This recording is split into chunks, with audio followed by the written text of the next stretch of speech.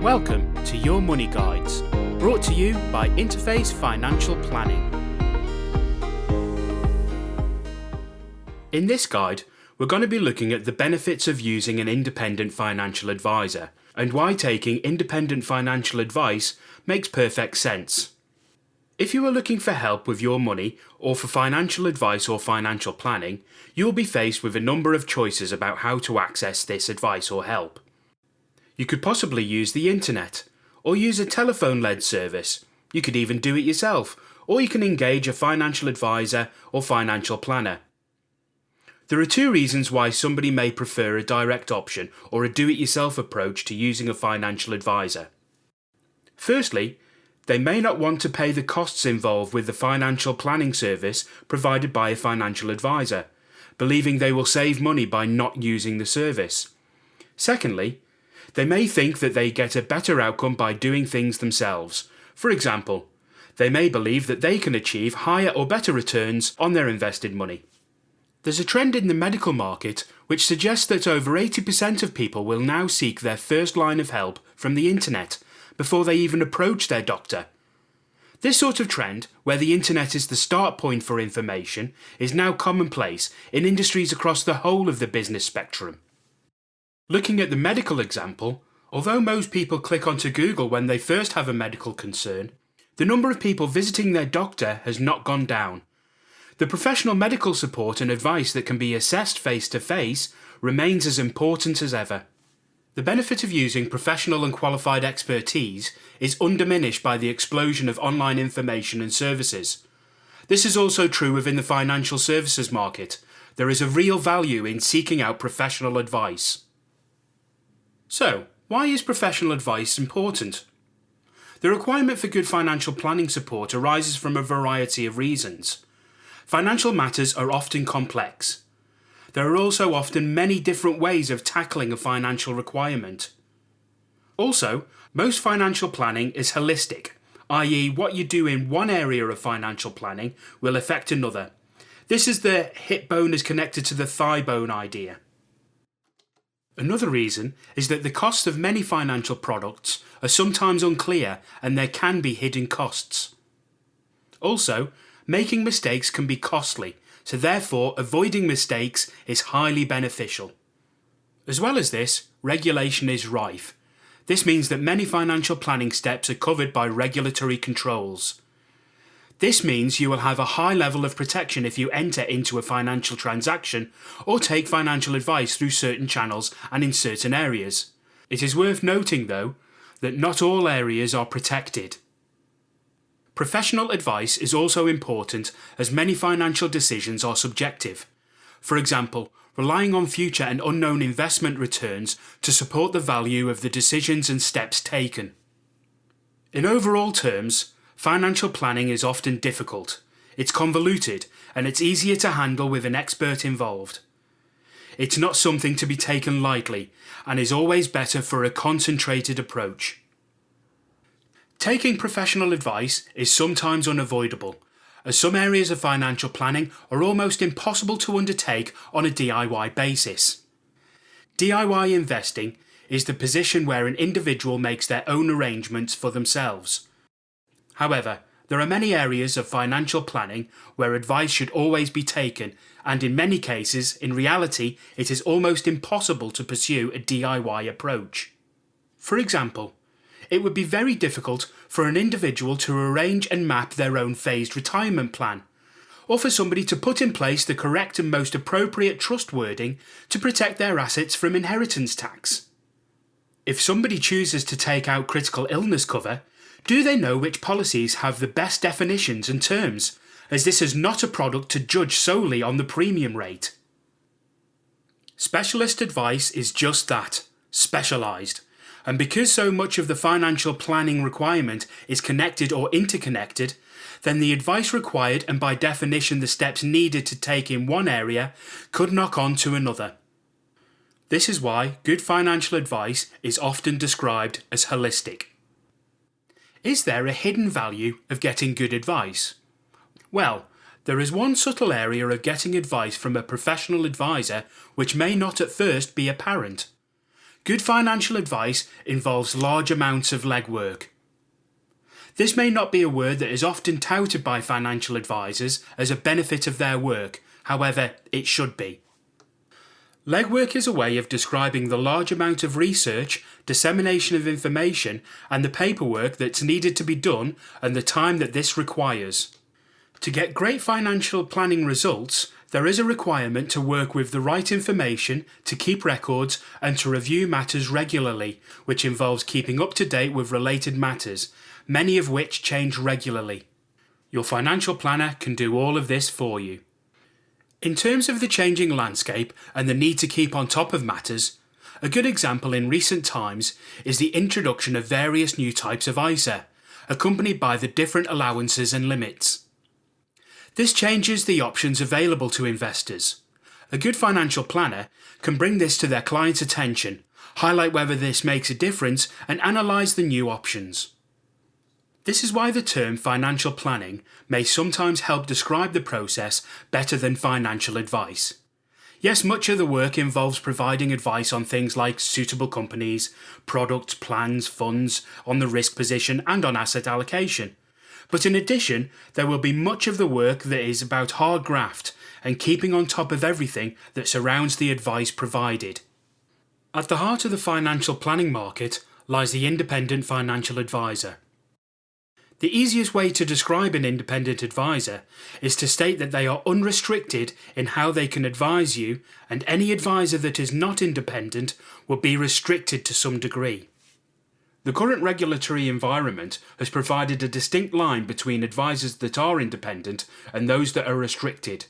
Using the definition and explanation provided by the regulator, the Financial Conduct Authority or the FCA, their wording includes: in order to call yourself an independent financial advisor, you need to provide unbiased and unrestricted advice based on a comprehensive and fair analysis of the market.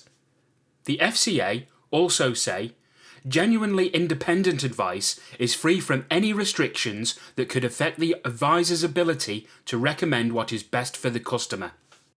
This means all advisors have to make it very clear to you what status they have. The importance of the distinction is further highlighted by the Citizens Advice Bureau. Their website supports the value of the independent financial advisor over other options you may have. You can find more information at www.adviceguide.org.uk. The distinction as set out by the regulations is one thing, but how does this translate into the day-to-day work and the overall service and advice you can expect? To highlight the benefits in this way, there are a number of common areas of financial planning that can be shown as examples. Firstly, appropriate solutions to products, companies and funds. Whatever your current position, you will need financial products to help you along your financial pathway. These could include pensions, tax wrappers such as ISAs, savings accounts, life assurance products and annuities. These products will be available to you from many different companies. These are the product providers. They will have costs, and in many cases have underlying funds that you need to choose, and terms and conditions will apply amongst many other factors. The best companies for one person may be very different from the best company for another. An independent financial advisor will be able to match the right products, the right companies, and the right funds to meet the solutions required by each individual client. A restricted advisor will have to fit their client's requirements into the available or restricted range of products and solutions that they have available. The best analogy in this regard is to think of tailoring.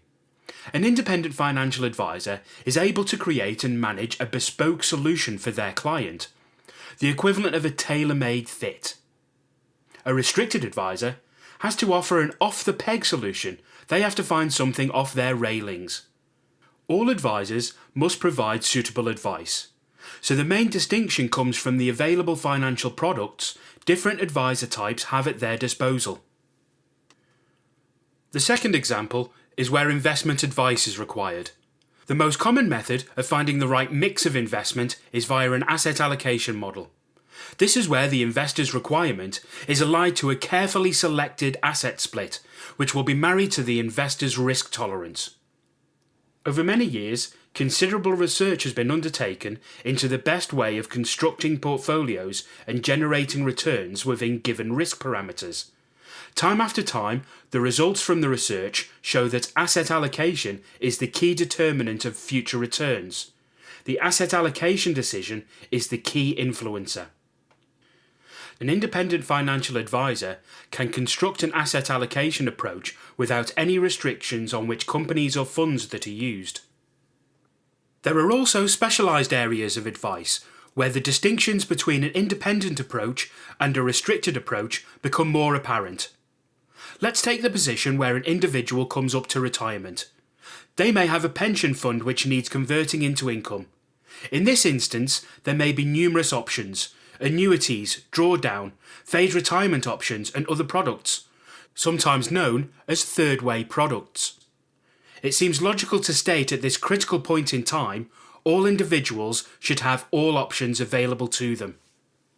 Another example is in the area of tax planning, where individuals are looking to put in place provisions against inheritance tax, or IHT. There are many possible ways of planning to mitigate IHT, which include, for example, the use of allowances, trusts, and IHT-exempt investments, such as an enterprise investment scheme. The range of products available for individuals to use in financial planning is largely covered by the list of retail investment products. To be capable of calling oneself an independent financial advisor, all available retail investment products must be accessible when the advisor is advising their client. Naturally, on its own, the independent status does not confer superior advice. All advisors have to meet certain threshold levels of qualifications, regardless of whether they are independent or restricted, and they have to demonstrate appropriate advice to their clients. The key aspect of an independent advisor is that they have no restrictions on the products or solutions they can offer you.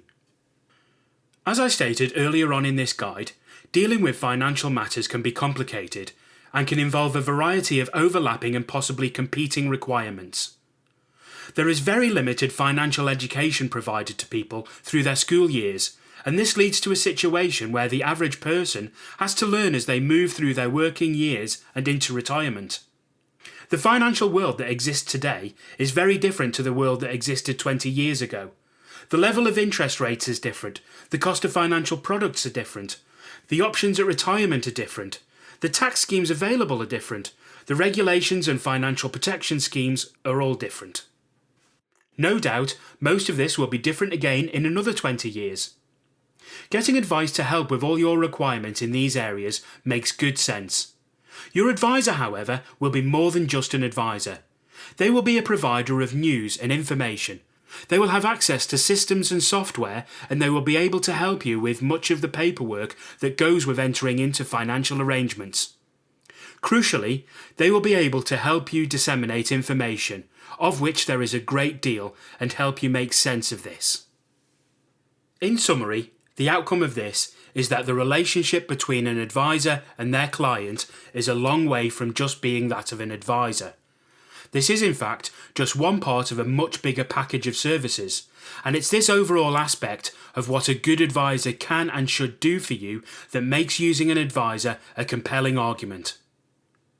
Once beyond this point, then independent financial advice provides an unrestricted advice experience. The advantage of having access to all avenues and all retail investment products is potentially a key factor.